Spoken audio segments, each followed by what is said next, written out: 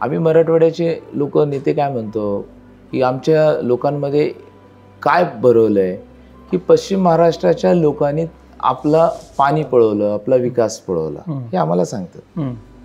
ही actually त्यांची निष्क्रियता होती इथल्या राज्यकर्त्यांची की त्यांनी त्या गोष्टीला परसिव्ह करू शकले नाही. आता आम्ही असं बोलत नाही, नवीन जनरेशन आम्ही काय म्हणतो की बाबा आज आपल्याकडं नैसर्गिक तुमच्याकडे नद्या आहेत, ओढे आहेत, डॅम्स आहेत.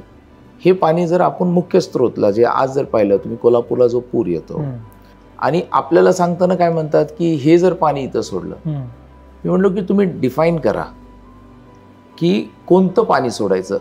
आमच्या इथं त्यांनी 20-30 वर्ष झाले लोकांना ते सांगतात उजनीतलं पाणी इकडं आणणार. मग ते उजनीचे लोक कसे देतील? करेक्ट. तुम्ही तिथं सांगावं काय लागणार आहे की बाबा उजनीत ज्यावेळेस पूर्ण भरेल, ज्यावेळेस ओलांडून होईल, एक्सेस होईल, तर ते पाणी आम्ही इकडं सोडू. आणि त्याच्यामुळं ह्या सगळ्या विषयाला घेऊन वाहून जाणारं समुद्रातलं पाणी, पुराचं पाणी हे मराठवाड्याच्या नद्यांमध्ये जर आपण सोडलं आणि नॅचरल फ्लोनी येते पाणी, ते वैतरणामधून, नाशिकमधून ते पाणी इकडच्या आमच्या ह्याच्यामध्ये काही गोदावरीमध्ये सोडलं, काही बंदिस्त पाईपलाईननी मांजरा आणि तेरणा मध्ये सोडलं, तर तुमची पूर्ण लाईन मराठवाड्याची कव्हर होईल.